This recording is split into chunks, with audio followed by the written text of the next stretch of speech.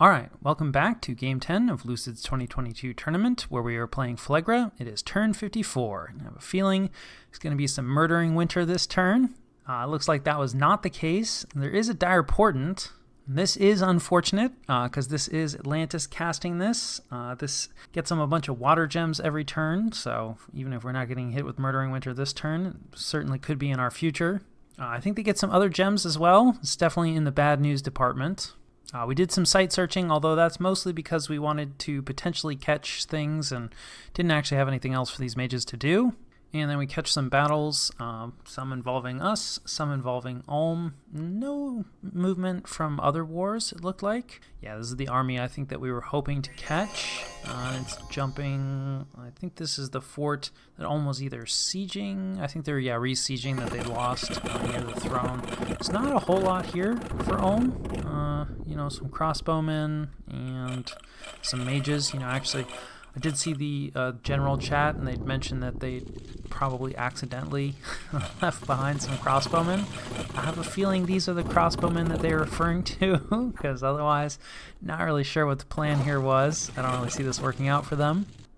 They do at least kill a few units, but yeah, definitely not a trade you want to be making. I feel like Ulm and I have not been putting our best foot forward in this war. We haven't caught that much from Ulm, so maybe they've had some other brilliant successes, hopefully. And then we just have kind of a random squad moving out here from, I think this is the fort that we took. Yeah, these are our fire cyclopses against just a little bit of province defense, so we should be able to take this without too much difficulty.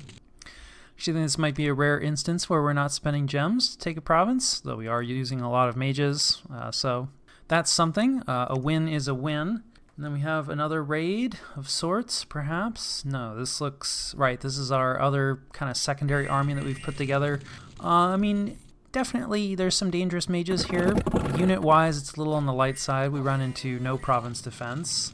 We have a communion, but in a lot of ways this is just to provide cover for our tyrants, because we've seen how operating alone, they're not really there. Possibly should have taken a bless, and put the shrouds on them. That is definitely an option. I just feel like the shrouds provide, very little armor.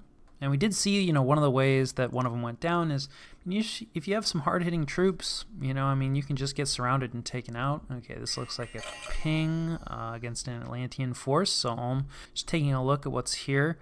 Not sure where this is. Possibly the throne that Atlantis has that's over on the Ulm border. I know they've been patrolling that fort a decent amount. And then we get attacked in Raga. This is our main army. And yeah, it's up against quite a lot of stuff, a lot of crossbowmen, which is not going to be good for our mages. It does look like we're able to get most of our spells up. Yeah, so we have Wailing Winds on both sides. Darkness coming from Atlantis, which I don't think is going to matter too much. Our arrows are going to go all over the place anyway. Our Mouflon will not like that, but, we're kind of just needing them to survive. I don't think that they're going to do a ton of the killing, and then the summons that we're going to be bringing in, they're not going to care. It does look like one of our mages has eaten, some frozen hearts here, but he still has managed to get off his summons. Our other friend is still working on it. Not getting off, I'm not really sure, really. Bladewind, buddy? That definitely was not part of his script, so not sure what happened there. Hopefully this fellow will finish his script and move forward. Because he is definitely in range of some units. Looks like he's just skelly spamming. Yeah, you see. Wailing Wind's going to be a huge problem for our troops. And I feel like we're probably just going to HP route. Yeah, this is kind of the damned if you do, damned if you don't. Operating solo obviously has not worked out well for our tyrants, but especially against Atlantis, though frankly against almost any competent army, the morale situation is going to be a big problem for our troops. And now they're just going to run, and then we're going to HP route our tyrants. So it's like we need to bring enough units to dilute the soul slays, but not enough units to HP route when they get soul slayed. The plan was to hopefully, punch out a bunch of our summons, but we just don't really have the earth gems, to pull that off. in a lot of situations. Definitely could have committed more here. We are going to lose this. I saw that, well, actually, no, that's not true. I think we're going to win. Because I saw the result. We're still sieging Raga, but we're not making any progress. So maybe this will work out for us somehow. Yeah, armies of Atlantis are routed, so I guess we did enough damage. It's a pretty ugly fight here for us. That said, I think, a lot of the casualties on both sides, really, were, well, I mean, they're routes, so, yeah, it's kind of a weird battle, right? Wailing Winds against Wailing Winds. Again, I don't think Darkness did all that much. Yeah, speaking of not doing all that much, this guy pretty much just put up Wailing Winds for us, went through the rest of his script, and then stayed asleep, which is kind of okay, right? Because, I mean, he needs to survive to keep Wailing Winds up. So, yeah, I think we lose one Cyclops. Well, we'll see what we lose here in a second. Yeah, I saw this message here. The defenders are repairing the fort faster. So I was thinking, well, I mean, that's not good, right? Things didn't go perfectly. But, right, the fact that we were still on the fort does indicate that we win. Yeah, first glance at these casualties, feeling a bit better about this. We do lose one of our Oppressor Archons. Those are pretty difficult to replace, although I will say we are absolutely bankrupting ourselves with the Tyrants. Now, I mean, we've lost a couple, so that helps with the upkeep situation, but it's crossed my mind a couple of times. It's like, yeah, we want as many Tyrants as possible, but they're so expensive, so... The Oppressor Archons, I'm pretty worried about Murdering Winter, the strategic nukes. Atlantis can't be that far off Murdering Winter. I think it's Evocation 7. We know they have Wind of Death, which I believe is Evocation 6. Now, I'm sure they have other things that they want to do, but it seems like Murdering Winter would, be a pretty useful thing. So, the Oppressor Archons, I think are kind of nearing the end of their life in terms of sitting in an army like this. But they are our most powerful mages, other than the Tyrants. Anyway, we lose one of them. They're kind of hard to replace since it's cap only. That's bad. We lose a Shackled Mage. That's kind of a given. Troop-wise, we don't really lose that much. Now, the retreats are probably going to be somewhat painful. Yeah, it's kind of hard to tell. It does look like most of our mages retreated successfully. In terms of, 24 units dispersed and retreated. Did they retreat successfully? I'm not sure. But it does look like, most...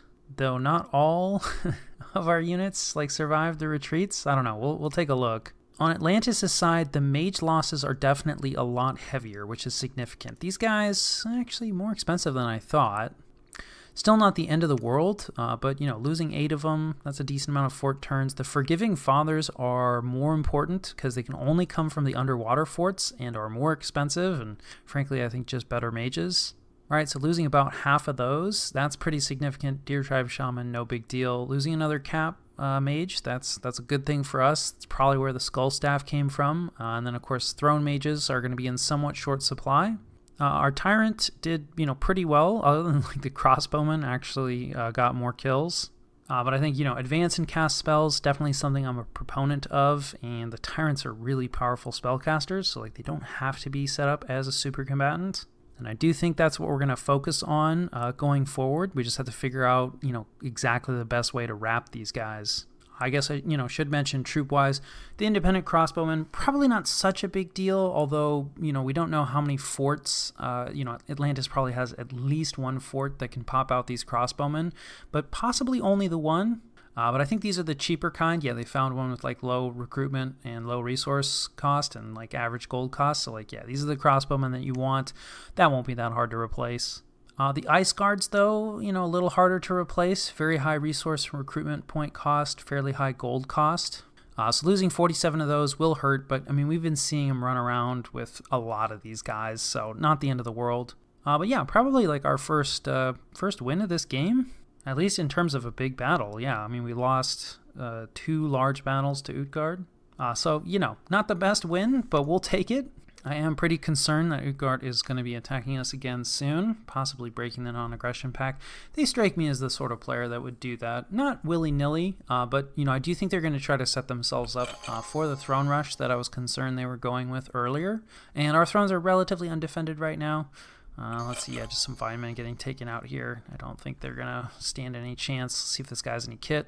Nope, no kit on this guy. Not even a Skull Staff, but still, you don't really need any kit to take out these guys. But anyway, our thrones on the border are not well defended now at all. So we are tempting fate a bit, having those as lightly defended as they are. But, I mean, you can see things aren't going particularly great against Atlantis. So there is a force here from Vedheim, although no mage support. So that's a little bit sad. But, I guess this isn't like that expensive. Utgard being relatively cautious, really, other than the mono drop. They've been, relatively slow and methodical in their play, but nothing wrong with that. I don't think they really have a need to rush right now. They're probably working on important research targets, and a lot of their neighbors are involved in a pretty ugly war.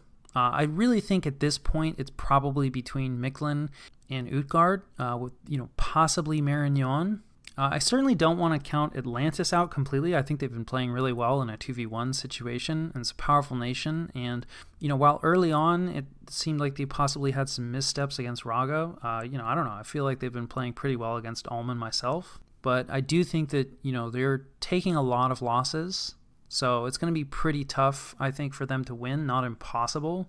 And then, of course, on the flip side, I think we've taken way too many losses to win, right? The plan was to win early. It's not early anymore. And Ulm, it's hard to say. Ulm said they did just hit Blood 9. I guess it depends on how much blood hunting they do. But I wouldn't say that this war against Atlantis is going well for them. Pretty much this war has not been great, I think, for any of the participants. And frankly, I mean, the Vedheim war has been pretty grindy as well. Vedheim is also doing a really good job against multiple opponents. And Marignon, it's not impossible, that Marignon wins this game. But again, I think they've been taking somewhat significant losses against Vedheim. And it seems like Mictlan has gotten out of that war. But anyway, this is all speculation, just kind of where I'm seeing. It's been a little while since I've recorded, so kind of have a lot of stacked up thoughts. Unexpected event in Raga. Right, this is us, trying to belatedly protect ourselves from Murdering Winter, which actually, we are protected for next turn anyway. Not sure if we're going to keep spending the Earth Gems, the Fire Gems. We do have to figure out, some sort of siege strength answer. Great Eagles would be nice. Putting air on your Pretender as late age Phlegra, I think, is not crazy because, you can search for air decently well, but, your air access is pretty limited. Of course, we do not have air on our Pretender, nor is our Pretender present in the game just yet. There's a Hailstorm. We do have Misfortune 3. Speaking of Misfortune 3, good luck. We already have it, so that's fine. And then, of course, we know about this. So, again, we have to figure out some siege strength, but not the worst turn. And I will catch you guys after the jump. All right. This was the situation and what we're doing about it. First things first, we are jumping back on top of Raga. While we will have significantly less stuff, we will hopefully have enough siege strength to start breaking down the walls. We'll definitely want to bring more stuff up. This is definitely a risky move, particularly because our gem reloads are in province, but a lot of the mages retreated, so they're moving in from out of province, which means we're not going to have most of our spells if Atlantis chooses to have a battle here next turn. That said, there's a fair chance that Atlantis is in a similar position, right? We can see that at least some of their mages have retreated to the surrounding provinces rather than into the fort. So it's a risky move, but I think worth the risk. We're also doing a bunch of raiding, so some of this are the Mouflon groups that we moved up. This is a fairly dangerous raid here. Atlantis could move to block it, but I think, definitely worth it. We need to start taking provinces. This has been a very slow and grindy war. As we'll talk about in a second, right? Some of our neighbors are about to become free. So not a great result in terms of that battle, but I do think in our favor, and, hopefully we can take advantage of it. Unfortunately, right, that Almish force that we saw has been largely destroyed and or retreated, which means that, this army is free again, so, it could threaten our capital in this area down here, or it could move over and try to defend Raga. We are pushing this trap forward, which I don't love. We've stripped the gems off of them so that they don't get spent against just a little bit of province defense. But, anytime the communion goes into action, there's a pretty good chance we burn these mages out. And just in general, this is kind of a squishy group other than the tyrants. So, fair chance some random arrow kills them. On the other hand, having two tyrants hang out in a pretty valuable province is wrecking it. Right? This is kind of a problem throughout. We'll talk more about it when we get to the year review, but we just had two tyrants sitting here sieging this, and you see the unrest is already up to 50. So, having these guys hang out defensively isn't really too much of an option unless it's a province you don't care about. So we'll see how that goes. Otherwise, some site searchers, some reinforcements moving around. We are moving some fellows out to block like counter raiding basically from this fort. We have seen that we pulled this force, so it didn't choose to move forward. It's moving over to defend the capital. Definitely don't think that we'll be able to take all of this together, so we're just going to keep shifting. We can see that there's potentially a reinforcing force from Atlantis to help break down this Almish fort on top of this throne, or potentially, they're looking to jump on top of our fort. We do have a defense here, but, a lot of this is garbage. But, we can use some of this to reinforce our army here, hopefully. So the war with Atlantis still rages. Not going fantastic, but, going better than some previous turns, certainly. We can't really see a ton, but again, Ulm doesn't really seem to have made a lot of progress. We can see like an Atlantean flag fairly deep here. So it seems that, this continues to be a stalemate. What does not continue to be a stalemate is the war with Vettiheim. So it kind of looks like Vettiheim's position has completely collapsed. We can see Marignon controls most of Vettiheim's cap circle, and Micklin is sieging one of their forts. Also, the throne fortification here has been cracked. So yeah, Vettiheim has been fighting a lot of people for a long time, so I feel like this is a long time coming, and the game state just hasn't really shifted in their favor to get them out of their predicament. So I don't foresee them lasting too much longer, and, as we've discussed, that will free up Utgard, and it also free up Micklin, who definitely expressed interest, right? So, potentially, we could be on the receiving end of a 3v1, especially, Atlantis probably shopped around our losses on top of Raga, and while a lot of it survived in terms of retreats, still significant losses, so I could certainly see a world in which Atlantis, convinces Utgard and Micklin to come in and attack us, because obviously both of those players have expressed interest in the past. So we'll see. There's definitely other places they could go. Atlantis, of course, is taking plenty of losses. They at least border Utgard. Ulm hasn't exactly been covering themselves in glory. So that's another place that Micklin could go. And, of course, the potential players that could attack us do have to worry about Marignon. We do not currently border Marignon, so we don't have to worry about that. They could potentially act as a counterweight. So we'll need to keep our eye on all of that. And, the sooner that we can wrap up this Atlantis war, the better. But it's a long way from being wrapped up. And I think that more or less covers turn 54.